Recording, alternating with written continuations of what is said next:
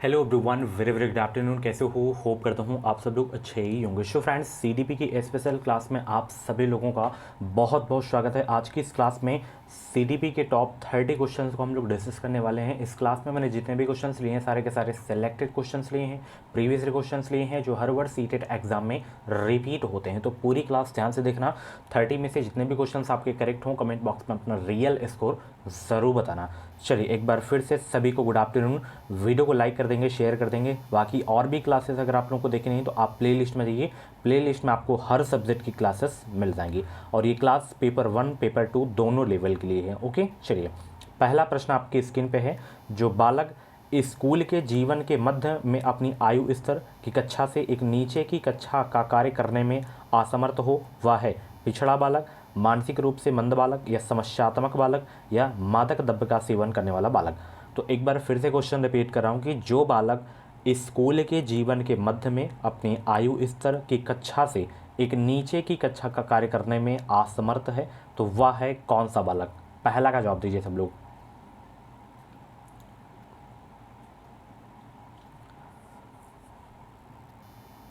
आज की इस वीडियो को लाइक का टारगेट है 50। होप करता हूँ 50 लाइक क्रॉस हो जाएगी तो वह होगा मानसिक रूप से मंद बालक होगा। ठीक है ना, ऑप्शन यहाँ पे आपका बी वाला बिल्कुल करेक्ट हो जाएगा। अगला प्रश्न आपकी स्क्रीन पे यहाँ पे देख सकते हो कि एक शिक्षक को स्कूल में प्रथम बार आए विशेष आवश्यकता वाले बच्चों के साथ करना चाहिए। उसकी विशेष आवश्यकता के अनुसार विशेष स्कूल में जाने की सलाह देना चाहिए, या जो है अन्य बच्चों से अलग करना चाहिए, या बच्चों के अभिभावक से सहयोगी योजना की चर्चा करना चाहिए, या बच्चे की जो है विशेष आवश्यकता के स्तर की जांच के लिए प्रवेश परीक्षा करना चाहिए। क्या करना चाहिए बताइए? एक शिक्षक को स्कूल में प्रथम बार आए विशेष आवश्यकता वाले बच्चे के साथ क्या करना चाहिए? दूसरा का जवाब दीजिए सब लोग। गुड आफ्टरनून सभी को, गुड आफ्टरनून। तो प्रथम बार आए विशेष आवश्यकता वाले बच्चे के साथ करना चाहिए, क्या करना चाहिए? बच्चे के अभिभावक से सहयोगी योजना की चर्चा करनी चाहिए। ठीक है ना, ऑप्शन यहाँ पे आपका सी वाला बिल्कुल करेक्ट हो जाएगा। अगला प्रश्न है, शैक्षिक भ्रमण अधिगम के लिए आवश्यक साधन क्यों है? यह रटने की आदत का विकास करता है, या पाठ्यचर्चा समय पर पूर्ण होती है, या जो है यह कल्पना शक्ति का विकास करता है, या भ्रमण के स्थान के प्राप्त ज्ञान स्थायी होता है। तो शैक्षिक भ्रमण अधिगम के लिए आवश्यक साधन क्यों है? शैक्षिक भ्रमण अधिगम के लिए आवश्यक साधन क्यों है? भ्रमण के स्थान के प्राप्त ज्ञान स्थायी होता है। ओके, ऑप्शन डी आपका बिल्कुल करेक्ट हो जाएगा। अगला प्रश्न है, किसी बालक की वास्तविक आयु 8 वर्ष है और मानसिक आयु 12 वर्ष है तो उसकी बुद्धिलब्धि कितनी होगी? ये क्वेश्चन जरूर आता है, हर वर्ष का नियम है, एक क्वेश्चन जरूर आता है आपके एग्जाम में। बताएंगे सब लोग? इसका फार्मूला याद होना चाहिए तभी आप पता कर पाएंगे। तो इसका फार्मूला जो होता है, बुद्धिलब्धि बराबर होता है मानसिक आयु बटा वास्तविक आयु इनटू 100। तो मानसिक आयु यहाँ पे कितनी है? मानसिक आयु 12 है बटा वास्तविक आयु, तो वास्तविक आयु बटा 8 है यहाँ पे, तो गुणे 100। अब इसको सॉल्व कर लीजिए, तुरंत सॉल्व करिए आप लोग। जब आप लोग इसको सॉल्व करेंगे तो यहाँ पे 150 निकल के आएगा। ठीक है ना, ऑप्शन यहाँ पे आपका जो है डी वाला बिल्कुल करेक्ट हो जाएगा। फार्मूला याद कर लेना, बुद्धिलब्धि निकालने का सूत्र क्या होता है? मानसिक आयु बटा वास्तविक आयु गुणे 100। ठीक है, चलिए अगला प्रश्न आपकी स्क्रीन पे है। प्राथमिक कक्षाओं में विषय वस्तु की नीरसता दूर करने के लिए शिक्षक को उपयुक्त शिक्षण नीति का उपयोग करना चाहिए। वह है वार्तालाप नीति, खेल और मनोरंजन नीति, या प्रश्नोत्तर नीति, या प्रदर्शन नीति। 5 का जवाब देंगे सब लोग। प्राथमिक कक्षाओं में विषय वस्तु की नीरसता दूर करने के लिए शिक्षक को उपयुक्त शिक्षण नीति का उपयोग करना चाहिए। तो वह नीति कौन सी है? वो है खेल और मनोरंजन नीति। ऑप्शन यहाँ पे आपका सी वाला बिल्कुल करेक्ट हो जाएगा। क्रियात्मक अनुसंधान का प्रमुख कार्य है क्या? बताएंगे सब लोग। क्रियात्मक अनुसंधान का प्रमुख कार्य है क्या? नए तथ्यों की खोज करना, या स्थानीय समस्याओं का समाधान करना, या ज्ञान देना, या नई व आधारभूत समस्याओं का समाधान करना। क्रियात्मक अनुसंधान का प्रमुख कार्य है क्या?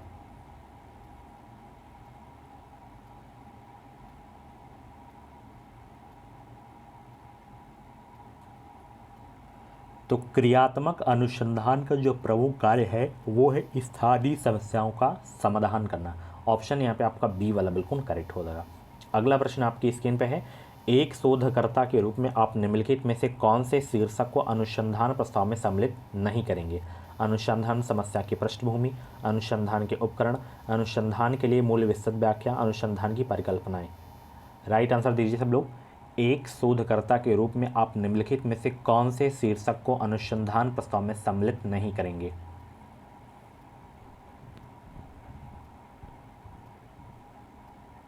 सभी लोगों से रिक्वेस्ट है, वीडियो को लाइक कर देंगे और चैनल पे पहली बार हो तो सब्सक्राइब ज़रूर कर लेना। 7 का ऑप्शन सी करेक्ट हो जाएगा, अनुसंधान के लिए मूल विस्तृत व्याख्या। ओके, अगला प्रश्न देखिए यहाँ पे, संवेगात्मक रूप से अभिप्रेरित बच्चों की जो है मुख्य विशेषता है उनका अतिक्रियात्मक स्वभाव, या उनका अंतर्मुखी स्वभाव, या अपने विचार प्रकट करने का संतुलित तरीका, या उनका विषादग्रस्त व्यवहार। तो संवेगात्मक रूप से अभिप्रेरित बच्चों की मुख्य विशेषता है क्या? उनका अति प्रक्रियात्मक स्वभाव मुख्य विशेषता है। ऑप्शन यहाँ पे ए आपका बिल्कुल करेक्ट हो जाएगा। अगला प्रश्न आपकी स्क्रीन पे है, निम्नलिखित रिक्त स्थान के लिए जो है सही उत्तर का चयन कीजिए। यहाँ पे ये जो प्रश्नवाचक का चिन्ह लगा हुआ है तो यहाँ पे क्या आएगा ये आपको बताना है। फटाफट जवाब दीजिए सब लोग।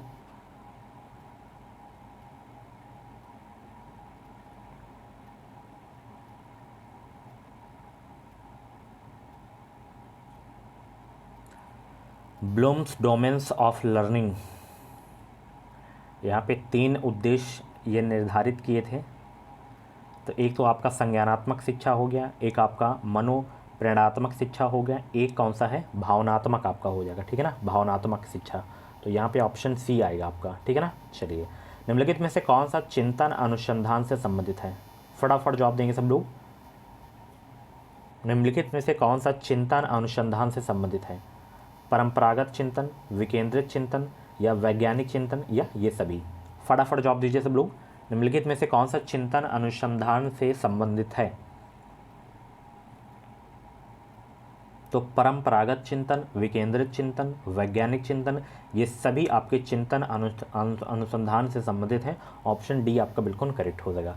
अगला प्रश्न है, तर्क हो गया, जिज्ञासा तथा निरीक्षण शक्ति का विकास होता है किस आयु में? 6 वर्ष की आयु में, 8 वर्ष की आयु में, या 11 वर्ष की आयु में, या 15 वर्ष की आयु में? बताइए, तर्क, जिज्ञासा तथा निरीक्षण शक्ति का विकास होता है कितने वर्ष की आयु में? तर्क, जिज्ञासा तथा निरीक्षण शक्ति का विकास होता है 11 वर्ष की आयु में होता है, ठीक है ना। ऑप्शन सी आपका बिल्कुल करेक्ट हो जाएगा। अगला प्रश्न बहुत इंपॉर्टेंट क्वेश्चन है, सभी लोग जवाब देंगे कि किसने कहा एक व्यक्ति का दूसरे व्यक्ति के अंतर एक सार्वभौमिक घटना जान पड़ती है? टॉयलर, क्रो, स्किनर, या वुडवर्थ? फटाफट जवाब देंगे सब लोग। एक व्यक्ति का दूसरे व्यक्ति से अंतर एक सार्वभौमिक घटना जान पड़ती है, किसने कहा? तो ये कहा था टॉयलर ने। ऑप्शन ए आपका बिल्कुल करेक्ट हो जाएगा। सीखने की खेल विधि उपयोगी है बाल्यावस्था हेतु, युवावस्था हेतु, या परिपक्वता हेतु, या पूर्व बाल्यावस्था हेतु? सीखने की खेल विधि उपयोगी है तो बाल्यावस्था हेतु आपका हो जाएगा। ऑप्शन ए आपका बिल्कुल करेक्ट हो जाएगा। निम्नलिखित में से कौन सी मूल्यांकन की प्रविधि है? निम्नलिखित में से कौन सी मूल्यांकन की प्रविधि है? प्रश्नावली, या गत मत सूची, या साक्षात्कार, या ये सही? निम्नलिखित में से कौन सी मूल्यांकन की प्रविधि है?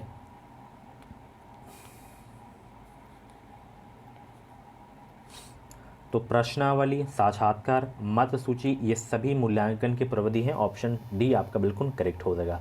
अगला प्रश्न आपकी स्क्रीन पे है, एक शिक्षक गद्य व जो है सब्जियों, फलों के चित्र का उपयोग कर अपने विद्यार्थियों के साथ चर्चा करता है। विद्यार्थी विवरण से जोड़कर पोषण के तथ्यों को सीखते हैं। इस दृष्टिकोण का आधार क्या है? सीखने की क्लासिकल अवस्था, या पुनर्बलन का सिद्धांत, या सीखने का क्रिया प्रस्तुत अनुकूलन, या ज्ञान का निर्माण? 15 का जवाब देंगे सब लोग। एक शिक्षक गद्य व सब्जियों, फलों के चित्र का उपयोग कर अपने विद्यार्थियों के साथ चर्चा करता है। विद्यार्थी विवरण से जोड़कर पोषण के तथ्यों को सीखते हैं। इस दृष्टिकोण का आधार है क्या? सीखने का क्रिया प्रस्तुत अनुकूलन आपका सही आंसर हो जाएगा। ऑप्शन सी करेक्ट हो जाएगा। अगला प्रश्न है, पियाजे के विकास की अवस्थाओं में संवेदी गामक अवस्था समायोजित करता है? पियाजे के विकास की अवस्थाओं में संवेदी गामक अवस्था समायोजित करता है। अनुकरण, स्मृति एवं मानसिक प्रस्तुतिकरण, या विकल्पों की व्याख्या एवं विश्लेषण करने की क्षमता, या तार्किक रूप से समस्या के समाधान की क्षमता, या सामाजिक मुद्दों से सरोकार। 16 का राइट आंसर क्या होगा, जवाब देने का प्रयास करेंगे सब लोग।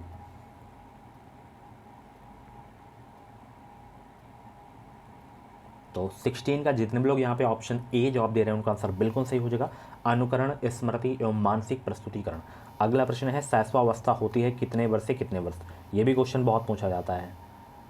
सभी अवस्थाओं के जो है वर्ष आपको याद रखना है कि किस वर्ष से किस वर्ष तक कौन सी अवस्था होती है। तो शैशवावस्था जो होती है वो 0 से 6 होती है, ठीक है ना।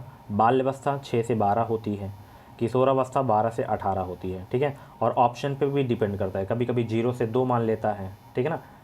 तो यहाँ पे 17 का ऑप्शन ए आपका बिल्कुल करेक्ट हो जाएगा, 5 वर्ष तक, ठीक है ना। ऑप्शन के ऊपर आपको जो है आपको टिक लगाना है, ठीक है ना।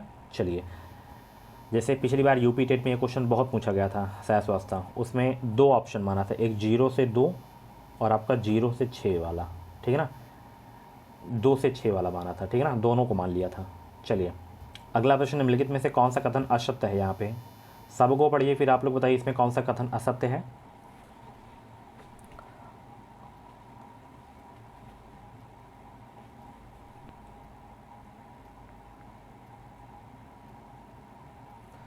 अक्षम व्यक्तियों के प्रति विपरीत विचार एवं भावना बच्चा बड़ों से सीखता है।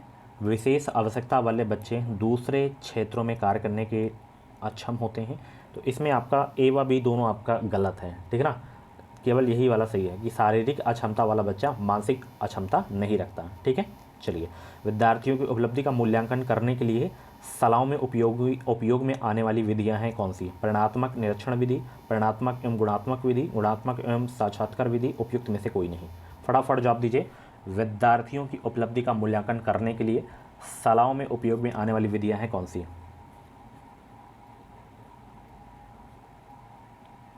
तो वो है परिणात्मक एवं गुणात्मक विधि। 19 का ऑप्शन बी आपका बिल्कुल करेक्ट हो जाएगा। अगला प्रश्न है, आशा जो है 14 वर्ष की आयु में वह सब कार्य करती है जो अधिकतर 6 से 7 वर्ष के बच्चे करते हैं। आशा की यह अवस्था का कारण है मानसिक अक्षमता, अपंगता, आनुवंशिकता या कुपोषण।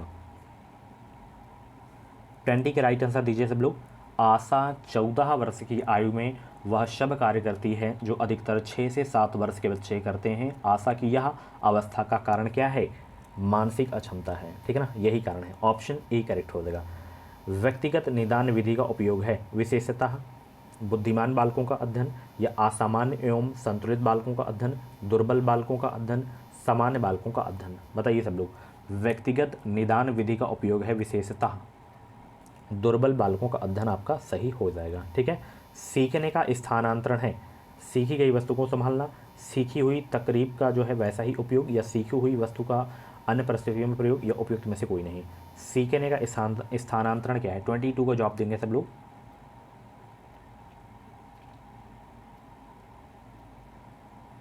तो सीखने का स्थानांतरण है सीखी हुई वस्तु का अन्य परिस्थितियों में प्रयोग।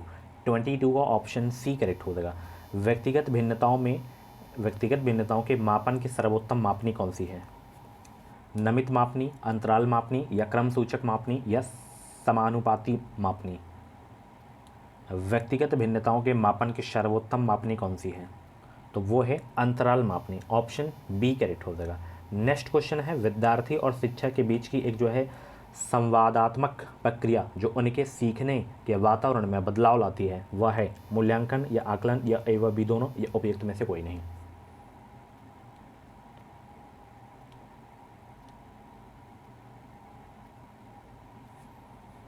तो मूल्यांकन, आकलन, इसमें दोनों आपका करेक्ट आंसर हो जाएगा, ए व बी दोनों, ऑप्शन सी। अगला प्रश्न देखिए यहाँ पे, अध्ययन की दृष्टि से व्यक्तिगत भिन्नताओं का महत्व है। अध्ययन की दृष्टि से व्यक्तिगत भिन्नताओं का महत्व है विद्यार्थियों की व्यक्तिगत शिक्षण व्यवस्था, व्यक्तिगत रुचियों के अनुसार गृह कार्य देना, विद्यार्थियों का समरूप समूह में वर्गीकरण, या उपयुक्त सभी। बताएं, 25 का राइट आंसर दीजिए सब लोग।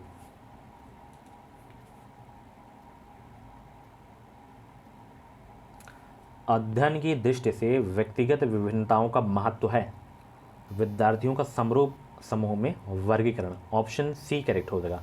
विभेदकारी परीक्षण अंतर करता है कमजोर विद्यार्थियों में, या सामान्य विद्यार्थियों में, या प्रतिभाशाली विद्यार्थियों में, या उपयुक्त सभी। तो विभेदकारी परीक्षण अंतर करता है किसमें, कमज़ोर विद्यार्थियों में भी अंतर करता है, सामान्य विद्यार्थियों में भी अंतर करता है और प्रतिभाशाली विद्यार्थियों में भी अंतर करता है। तो उपयुक्त सभी आपका सही हो जाएगा। एक बालक जो शारीरिक दोषों से ग्रस्त है उसमें उत्पन्न होता है संवेगात्मक स्थिरता, अच्छी आदतें, मिथ्याभिमान या हीनता की भावना। बताइए, एक बालक जो शारीरिक दोषों से ग्रस्त है उसमें उत्पन्न होती है हीनता की भावना उत्पन्न होती है। ऑप्शन डी करेक्ट हो जाएगा। अगला प्रश्न है, बालक में क्रियाओं को नियमित करने तथा रुचि उत्पन्न करने के लिए कौन सा कारक उत्तरदायी है? प्रेरणा, ज्ञान, समझ या स्व अध्ययन। बालक में क्रियाओं को नियमित करने तथा रुचि उत्पन्न करने के लिए कौन सा कारक उत्तरदायी है? तो वो आपका है प्रेरणा। ऑप्शन ए करेक्ट हो जाएगा। मूल्यांकन का उद्देश्य है क्या? बताइए, मूल्यांकन का उद्देश्य बच्चों को उत्तीर्ण या अनुत्तीर्ण घोषित करना, या बच्चों ने क्या सीखा यह जानना, बच्चे के सीखने में आई कठिनाई को जानना, या उपयुक्त सभी। मूल्यांकन का उद्देश्य क्या होता है? ये क्वेश्चन बहुत इंपॉर्टेंट क्वेश्चन है, कई बार एग्जाम में ये क्वेश्चन पूछा जा चुका है। तो देखिए, मूल्यांकन का उद्देश्य होता है बच्चे को उत्तीर्ण अनुत्तीर्ण घोषित करना, बच्चों ने क्या सीखा यह जानना, बच्चों के सीखने में आई कठिनाई को जानना। यही तीनों आपके मूल्यांकन के उद्देश्य होते हैं। ऑप्शन डी करेक्ट हो जाएगा, उपयुक्त सभी। अधिगम का शिक्षा में योगदान है व्यवहार परिवर्तन में, नवीन अनुभव प्राप्त करने में, या समायोजन में, या उपयुक्त सभी में। बताइए सब लोग। देखिए, यहाँ पे अधिगम वह प्रक्रिया है जिससे बालक को नवीन ज्ञान की प्राप्ति होती है और परिणाम स्वरूप बालक में समायोजन की क्षमता के विकास के साथ साथ उचित व्यवहार परिवर्तन भी होता है। तो यहाँ पे ऑप्शन जो आपका सही हो जाएगा डी आपका बिल्कुल करेक्ट हो जाएगा। ठीक है। सो फ्रेंड्स, ये थी आज की जो है सीडीपी की क्लास। कैसी रही क्लास कमेंट बॉक्स में अपना फीडबैक ज़रूर देना। ऐसी ही डेली क्लासेस देखने के लिए एजुकेशन विशाल यूट्यूब चैनल को सब्सक्राइब करिए और बेल आइकन को ऑल पे ज़रूर से ज़रूर प्रेस कर लीजिए, ताकि जो भी क्लासेस आएँ, जो भी CTET UP TET teaching exam से रिलेटेड अपडेट आएँ, वो अपडेट आपको हमारे चैनल के माध्यम से मिलती रहे। कुछ भी जानकारी चाहिए तो आप कमेंट बॉक्स में अपना जो है डाउट क्लियर कर सकते हो। बाकी क्लासेस आपको प्लेलिस्ट में मिल जाएंगी। एंड मेरे टेलीग्राम ग्रुप को ज़रूर से ज़रूर ज्वाइन कर लीजिए। टेलीग्राम ग्रुप का नाम है एजुकेशन विशाल, लिंक वीडियो के डिस्क्रिप्शन बॉक्स में आपको मिल जाएगी। वहाँ पर आपको फ्री मटेरियल मैं देता रहता हूँ जो भी इंपॉर्टेंट्स आपके एग्जाम के लिए रहते हैं। तो आप टेलीग्राम ग्रुप को ज़रूर से ज़रूर ज्वाइन कर लेना। तो 50 लाइक का टारगेट कंप्लीट कर देना इस वीडियो को। Thank you so much. 30 में से कितने क्वेश्चन आपके सही हुए ये भी आप लोग अपना कमेंट बॉक्स में स्कोर जरूर बताना। Thank you so much. मिलते हैं शाम 6:30 बजे वाली क्लास में। रेडी रहना आप लोग। Bye bye, take care.